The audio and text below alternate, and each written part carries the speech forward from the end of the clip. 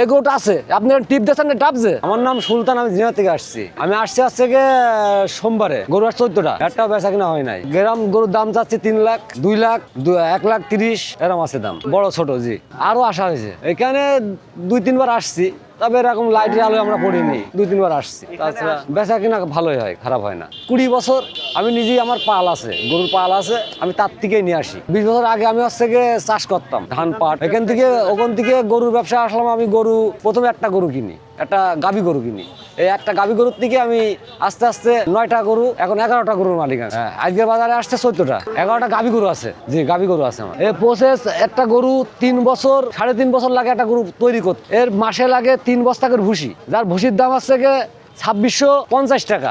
এর সাথে খৈল আছে, কাঁচা ঘাস আছে, খ্যাড় আছে, আর ওষুধ পালায় আছে, ডাক্তার খরচ আছে।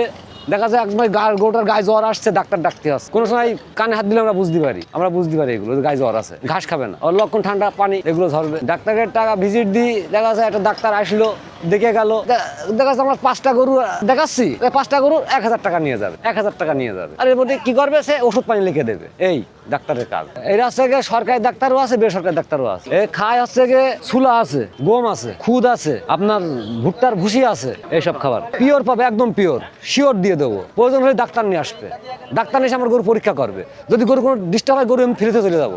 সে গরু দেখলে আপনি চিনতে পারবেন যে গরুটা আছে, খাওয়াই নিয়ে আসে। আপনি যখন একটা গরুর পিঠে টিপ দেবেন, তখন আপনি বুঝবেন যে গরুটা কি করে নিয়ে আসলো। আপনি টিপ, হ্যাঁ, ডেবে যাবে। যেরকম এই গরুটা আছে, আপনি টিপ দিয়েছেন না ডাবছে গরু। কোনো সময় দেখেন দিন টোপ আছে, টোপ নেই, সলিড গোশ আছে এর গায়ে। যেটুকু পাবে সলিড পাবে, কোনো খারাপ পাবে না। এর ভিতরে কোনো রোগ পাবে না, রোগ বিন পাবে না। আমরা ওইভাবে বেশি না, ওইভাবে আমরা দাম নির্ধারণ করি গোশের পরে, যে গরুটার কয় মন গোশ হবে। দেখা গরু 4 মন, 4.5 মন, 5 মন, 6 মন, 7 মন গোশ হয়ে যায়। কালোটার 5-6 মন তো আছেই, 6 মন আছেই। দাম 3 লাখ, হিসেব করতে বেরিয়ে যাবে কত পড়ছে। এখান থেকে দাম বলতে পারবে, কাস্টমার দাম বলছেও, আমাদের দাম বলছে 018968676। কাস্টমার আসছে, খুব আসছে, দেখাশোনা করছে, নিচে লাভজন আমাকে তার দিকে আবার উঠে চলে যাচ্ছে। ওই 2 ভেঙে বলছে 90, তাও কাস্টমার আসছে, দেখছে। তারপরেও কাস্টমার আসছে দেখছে। বৃষ্টি হলেও কাস্টমার আসছে। কাস্টমার আসবে, কাস্টমার তো ভালো জিনিস দেখলে আসবেই। একটা কাস্টমার আসবে ভালো জিনিস দেখে। যদি আমার জিনিসটা রোগ না থাকে, অবশ্যই কাস্টমার নিয়ে যাবে। আমার জিনিস যদি নির্ভেজাল থাকে, তাহলে ওর মধ্যে ভেজাল ঢোকাতে পারবে না কেউ। আমার ওই